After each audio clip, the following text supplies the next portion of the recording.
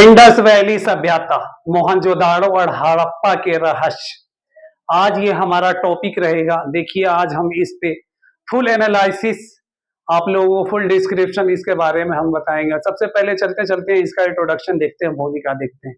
जब दुनिया के कई हिस्से सभ्यता का अर्थ भी नहीं जानते थे, तब भारत में एक ऐसी महान सभ्यता फल फूल रही थी जिसे हम सिंधु घाटी सभ्यता, इंडस वैली सिविलाइजेशन के नाम से जानते हैं। यह सभ्यता 2600 से 1900 ईसा पूर्व के बीच विकसित हुई और इसे भारत की पहली शहरीय सभ्यता माना जाता है। लेकिन इस सभ्यता जितनी उन्नत थी उतनी ही रहस्यमयी भी थी। विशेष रूप से मोहनजोदाड़ो और हड़प्पा से मिली अद्भुत संरचनाओं को और लिपि और सामाजिक व्यवस्था ने इतिहासकार और पुरातत्वविदों को हैरान कर रखा है। हड़प्पा और मोहनजोदाड़ो की खोज और प्रमुख तथ्य। सबसे पहले हम देखते हैं खोज, डिस्कवरी। 1921 में 1921 में दयाराम साहनी ने हड़प्पा, जो पाकिस्तान में है, की खोज की थी। हड़प्पा कहां पे है? पाकिस्तान में। और किसने खोज की थी 1921 में? दयाराम साहनी जी ने की थी। 1922 में आर.डी. बनर्जी ने मोहनजोदाड़ो की खोज की थी, यह भी पाकिस्तान में, याद रखिएगा।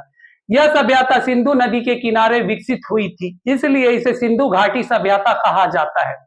यह दुनिया की पहली योजनाबद्ध शहरी सभ्यता थी, क्योंकि ये शहरी सभ्यता थी और ये आज के शहरी सभ्यता से कहीं ये विकसित सभ्यता थी। और इसका विनाश होने का कारण एक ये भी माना जाता है।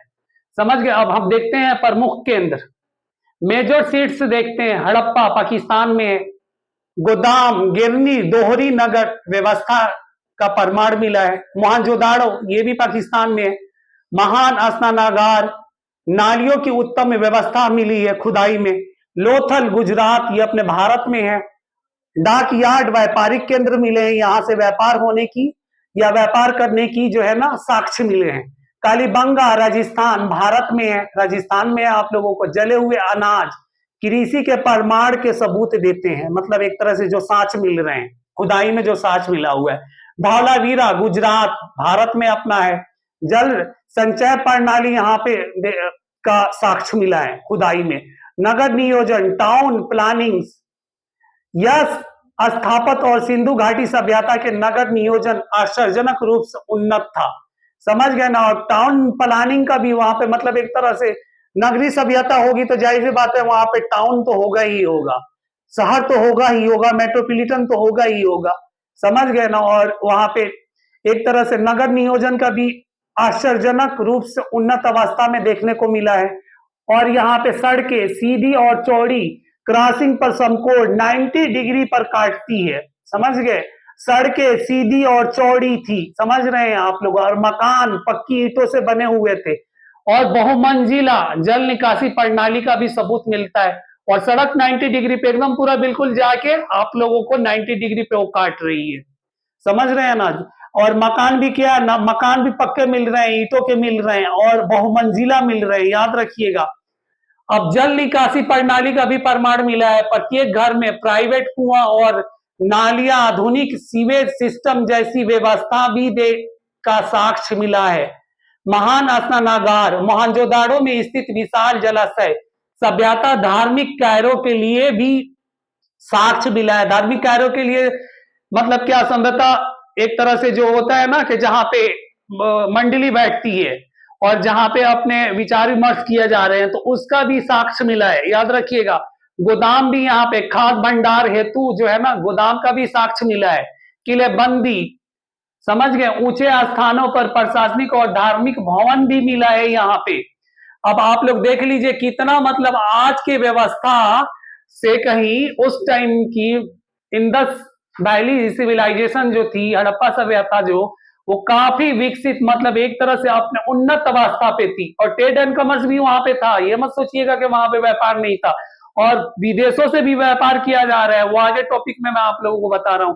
अब थोड़ा इसमें हम लोग एनालिसिस करेंगे तो इसमें क्या देखेंगे, ये दर्शाता है कि सभ्यता योजनाबद्ध थी और नगर नियोजन में कुशल थी, मतलब एक तरह से पूर्ण थी, काफी विकसित, काफी डेवलप था। जल निकासी प्रणाली को साफ होता था। देखिए, जल निकासी के लिए भी जो है ना नालियों की सफाई होती थी, कि वह स्वच्छ और स्वास्थ्य के प्रति काफी जागरूक थे, इसका भी प्रमाण मिला है।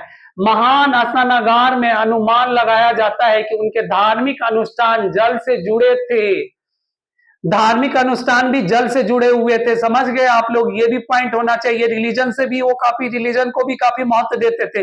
सामाजिक और आर्थिक व्यवस्था, सामाजिक व्यवस्था सोसाइटी की अगर हम बात कहें तो सामाजिक वर्गीकृत था। शासन व्यापारी, कारीगर, किसान, श्रमिक आदि वर्गों में विभाजित था, इसका भी प्रमाण मिला है। लोगों की पोशाक, पुरुष धोती और स्त्रियां स्कर्ट नुमा वस्त्र पहनती थी, उनके प्रमुख पोशाकें थी। समझ गए। आभूषणों का प्रचलन था, सोने, चांदी, तांबे और कीमती पत्थरों से बने गहने स्त्रियां पहनती थी, इसका भी प्रमाण मिला हुआ है। मनोरंजन, अब इधर आ जाते हैं। इंटरटेनमेंट का साधन उनका क्या था? नृत्य, संगीत, शिकार किया करते थे और जुआ खेलते थे, नाच गाना भी करते थे। अब ये मान के चलिए आज के तरह नहीं है कि लैपटॉप, मोबाइल और जो है ना डिजिटल का जमाना है और फिल्म इंडस्ट्री है, तो ये नहीं था। संगीत था वहां पे, तो संगीत होगा तो जाहिर सी बात है वहां पे फिल्म का भी कुछ होगा ही होगा, नाटक शैली होगा ही होगा। थोड़ा सा इमेजिंग भी कीजिए अपने तरीके से आप लोग। तो ये इसका भी एक तरह से प्रमाण तो यही दे रहा है ना, जो साक्ष्य मिल रहा है तो प्रमाण भी यही दे रहा है। और देखिए जो है ना सिंधु घाटी सभ्यता की जो लिपि मिली है ना वो पढ़ी नहीं गई है अभी तक। वैदिक सभ्यता की भी लिपि जो ग्रंथ है वो भी नहीं पढ़ी गई और ये भी नहीं पढ़ी गई। अगर पढ़ ली जाती तो अनसुलझी कहानियां सुलझ गई होती, याद रखिएगा। आर्थिक व्यवस्था, इकोनॉमिक, व्यापार, मेसोपोटामिया, ईरान, इराक, फारस और मिस्र से व्यापार करते थे। देखिए विदेशों से भी ये व्यापार करते थे, ये नहीं था कि सिर्फ भारतीय उपमहाद्वीप में ही व्यापार करे, नहीं है, विदेशों में भी इनका व्यापार था। समुद्री मार्ग अगर व्यापार करे तो समुद्री मार्ग से भी इनका व्यापार होगा, नदियों के मार्ग से, जल मार्ग से भी होगा ही होगा। मुद्रा, मुद्रा का प्रयोग नहीं बल्कि वस्तु विनिमय प्रणाली, देखिए वस्तु एक्सचेंज प्रणाली उस टाइम में स्थापित वैदिक सभ्यता से ही हम देखते हैं। उद्योग, कड़ापा, मूर्ति कला, मिट्टी के बर्तन, धातु निर्माण के भी प्रमाण मिले हैं, साक्ष्य मिले हैं। कृषि, गेहूं, जौ और तिल और कपास के साक्ष्य मिले हैं। आप लोगों को पता होना चाहिए। विश्लेषण, अगर हम थोड़ा और डीप में इधर आए तो आप क्या देखेंगे, अंतरराष्ट्रीय व्यापार की तरफ हम देखेंगे। अंतरराष्ट्रीय व्यापार से पता चलता है कि वो उन्नत व्यापारिक नेटवर्क से भी जुड़े हुए थे। देख रहे हैं ना आप, मेसोपोटामिया से जुड़े हुए हैं, ईरान, फारस से जुड़े हुए हैं और मिस्र से जुड़े व्यापार कर रहे हैं। वस्तु विनिमय प्रणाली ये दर्शाता है कि मुद्रा का विकास अभी नहीं हुआ था।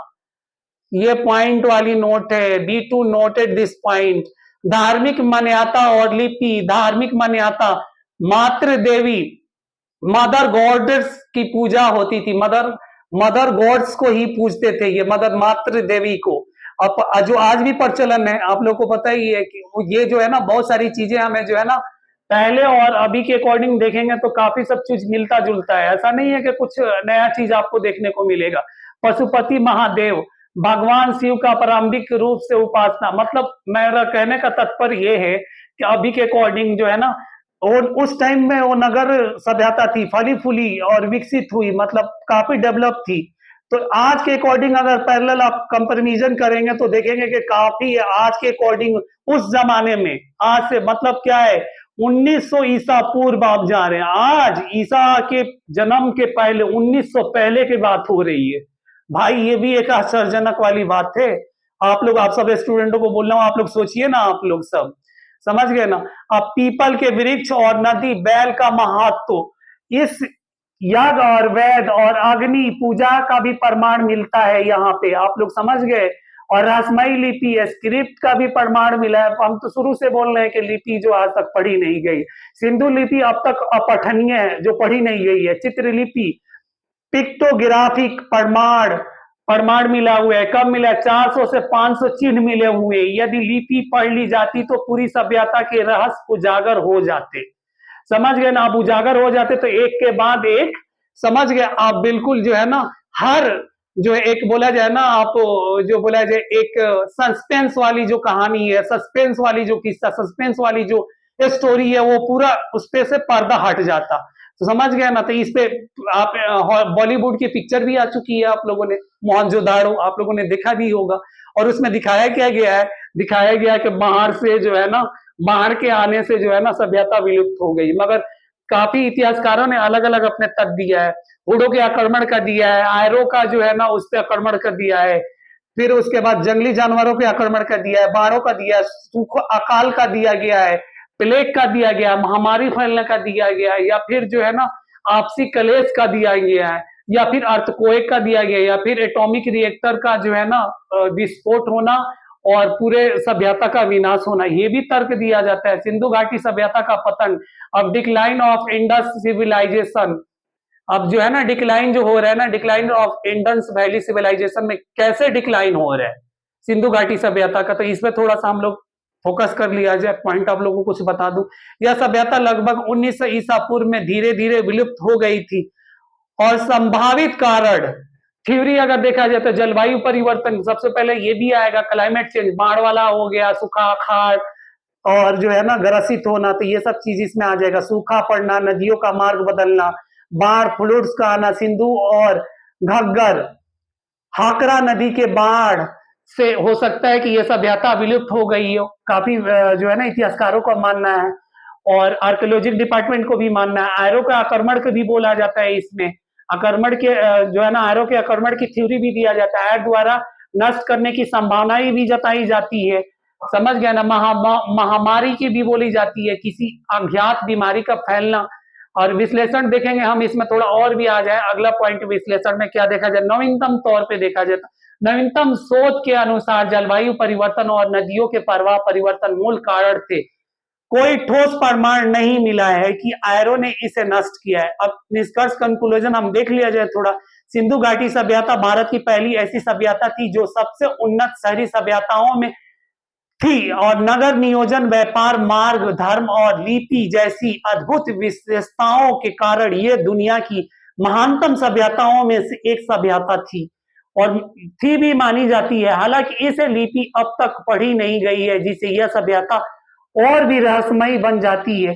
यदि भविष्य में इसकी लिपि पढ़ ली जाए तो यह सभ्यता और भी रोचक तथ्यों को उजागर कर सकती है, और काफी इंटरेस्टेड हो सकता है इसमें। काफी जो इंटरेस्टेड ये होगा कि इस सभ्यता को कितना जो है ना